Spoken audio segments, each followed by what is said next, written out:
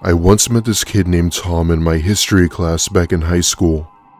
He was an odd cat, but in a good way if that makes sense. We became good friends in school as we both had similar interests and alike friends.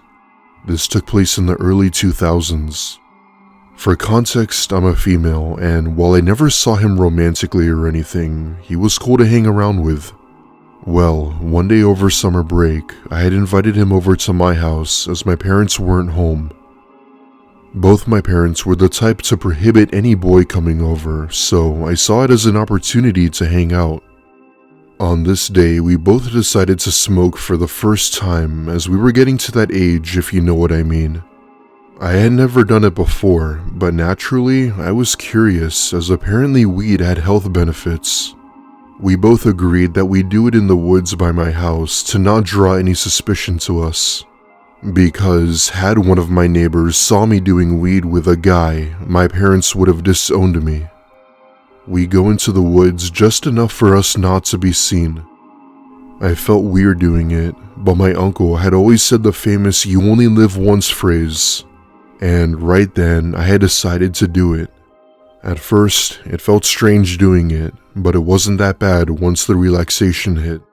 We sat down by a tree discussing about what we could do for the summer when both of us get hungry. We were just about to walk down the street to get pizza when I look to my left and see something blue about 20 or so feet away in the woods. I live in Vermont, and most houses here are private property. So when I saw that someone had dumped a container by my house, it was upsetting. Our community works really hard to keep trespassers off property, so that makes it even more of a challenge. Tom and I go over to it and see that it had been sealed several times with duct tape, as if the lid was broken and had to be resealed. He starts to make jokes about the possibility of there being a body in there. I give him an unfazed look and begin to inspect the bin just in case it held belongings. Oftentimes, people would commonly throw their treasures out here, so while it was prohibited, people still did it.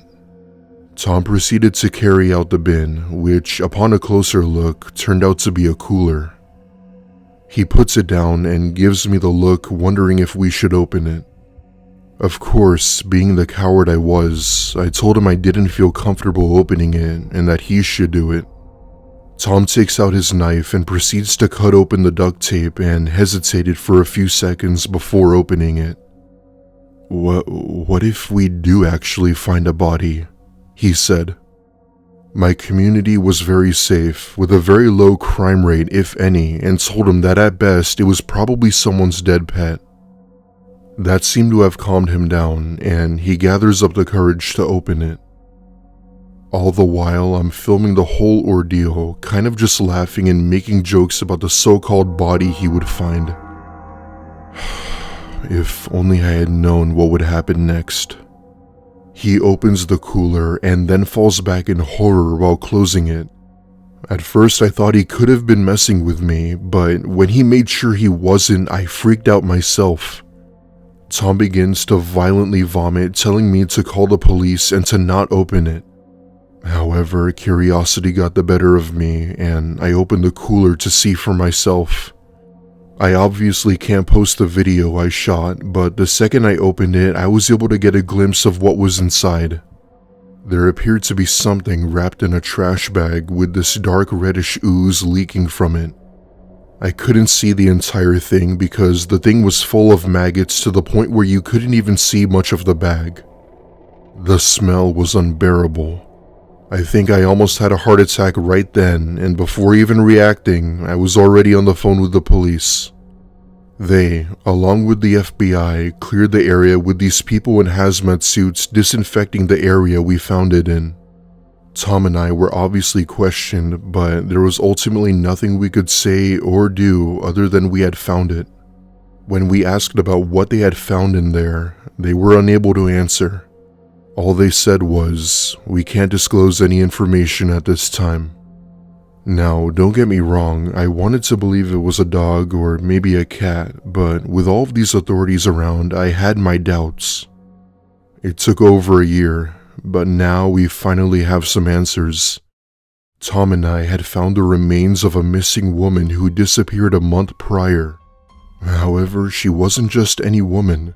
She was the mom of her 19-year-old daughter who had ended her life. The reason being because she wouldn't let her see the guy she had been seeing. Her mom had viewed him as a bad influence as he apparently made poor life choices and even tried to get her into participating in crime. The daughter was unhappy about this decision and that resulted in the mother's death. The daughter was found and, of course, arrested after admitting to her involvement. It's a sad story, but this just goes to show you that nowhere is 100% safe.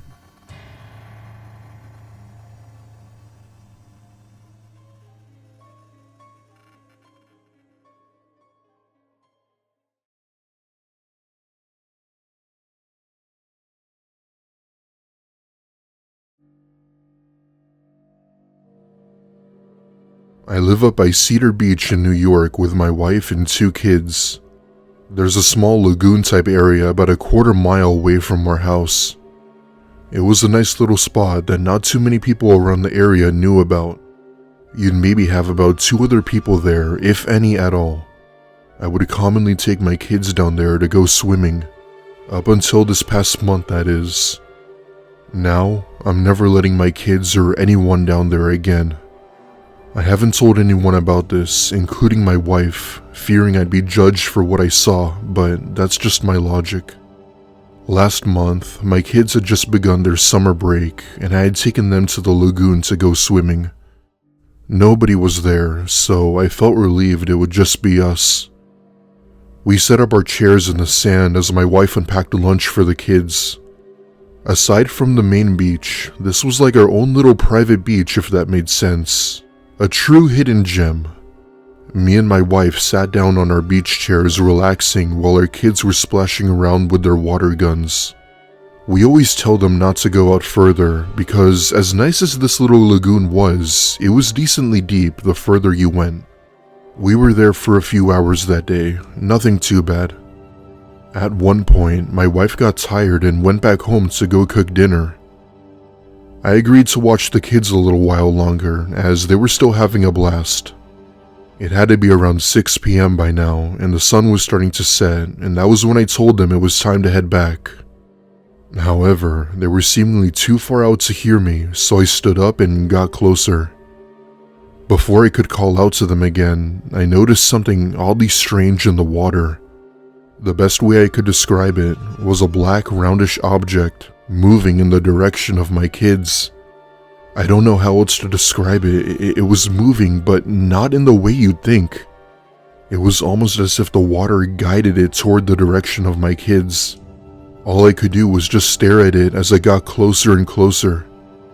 I go running into the water, screaming like a madman, telling them to get out of the water and that we had to go.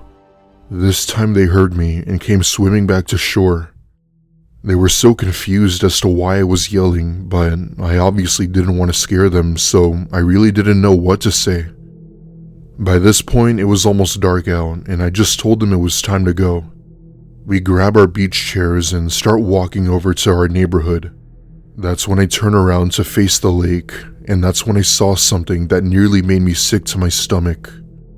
In the lake was what appeared to be a person sticking out of the water from the torso up.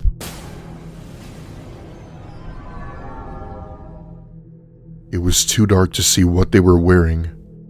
I wasn't 100% sure they were looking at us, but I definitely knew it was a person, a woman by the looks of it. I just turned back and sort of tell my kids to keep walking, trying not to panic. We made it home safely, and I have yet to tell my wife. We haven't been back since, and I don't plan on going anytime soon.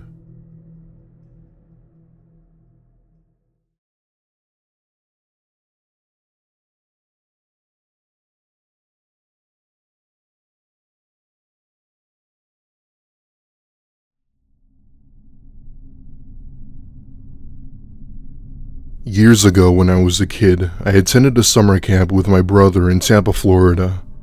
It was this small camp held at some sort of educational center with kids around our age, some younger, some older. The program would only be half the summer, with a big sleepover with all of the staff and campers at the end, along with the end of summer party. It seemed promising, and my parents had put us kids in the program. My parents were both workaholics, and we were not going to be around the house all day not doing anything. Needless to say, my brother and I had a blast at this summer camp, which said a lot seeing as neither of us adapted to new environments. Now let's fast forward to the highlight of the program, the big sleepover. The parents of every camper had to sign off on allowing their kids to sleep over at the camp as a way of acknowledging liability purposes. My parents, of course, signed it, allowing my brother and I to attend the sleepover. The camp staff had set up all campers in the gymnasium, and we basically had a whole thing going for us. Everyone laid out their sleeping bags, air mattresses, and chairs, with even some of the camp counselors setting up their gaming consoles to play on. We had time to do our own thing for a good 2 hours before the head counselor, Mr. Reynolds, gave the call for lights out and that we had to get in our sleeping bags. I slept next to my brother because, surprisingly, as fun as the summer camp was, we never actually made any friends. My brother fell asleep relatively fast, and I eventually drifted off to sleep not too long after. Now, this next part is something straight out of a horror movie. I'd say I slept for a good 3 hours or so before I, for some reason, wake up. I'd take a quick look around the gym and see that everyone was fast asleep, including the staff. That is, until I saw the dark silhouette of a person walking around. He appeared to be cartoonishly tiptoeing around everyone, as if he were trying not to step on anyone or make a sound. While I couldn't see him, he was tall and very lanky, so I knew he couldn't have been one of the campers. At first, I had assumed it was one of the staff going to use the restroom, but that checked out when I saw him going through campers' bags. He did this for a good 5 minutes before walking over to the vending machine area where I could no longer see him. Part of me wanted to believe it was a counselor, but the other part of me wondered if it wasn't. I decided to be ballsy and get out of my sleeping bag and walk over to the vending machine area to see who it actually was. When I turned the corner, I caught him eating a candy bar while holding one of the campers' bags. He appeared to be in his early to mid-20s and wore a beanie and jacket. He of course spots me as I hear him swear under his breath. I ask him, "Who are you?" He takes a second to respond, and with a heavy accent, he says that he was campus security and that he was doing a routine inspection. In other words, he told me that he was making sure everyone was safe. Normally, I would believe something like this, but I could tell something was off. He looked unkempt and didn't even wear anything that resembled a security guard. Keep in mind, I was 12 at the time, so while I was young, I wasn't stupid. Very quietly, he asks where the nearest exit was, and I told him through the main doors, but to be quiet so that he didn't wake anyone up. He walks over to me, pats me on the shoulder, and off he went. I don't even remember thinking twice about it or my suspicions. I just went back to my sleeping bag, thinking that was that, and didn't really think much of it. Fast forward to around 7 or 8 a.m. I was awoke to a bunch of campers and staff in a panic, many of whom were talking about how their stuff had been stolen. There was this one camper whose inhaler was missing, resulting in him having trouble breathing, which led him to the hospital. That kid went into a coma, a damn coma. Others' belongings were also missing, primarily medicine. In fact, it seems the only things that were stolen were either important or valuable. That's when I put 2 and 2 together. That man I had seen last night had to be the one stealing from everyone. That was why he was being so silent. That was why I saw him going through bags. Mr. Reynolds lined everyone up and tried to get the truth out of one of us to figure out what happened. Keep in mind that this was the summer of 2002, so cameras were not around much back then as they are today. I eventually broke silence and told the counselors that I had saw a man last night ransacking campers' bags. I could see the shock on Mr. Reynolds' face after saying that while making sure I wasn't lying. I don't remember much after that, but I do know that police were called, but there was ultimately nothing they could do. The description I gave was anything but useful, as if I'm being honest, I didn't get a good look at him as I barely spoke to him. Nothing has ever became of this story, and that man I had saw was never caught.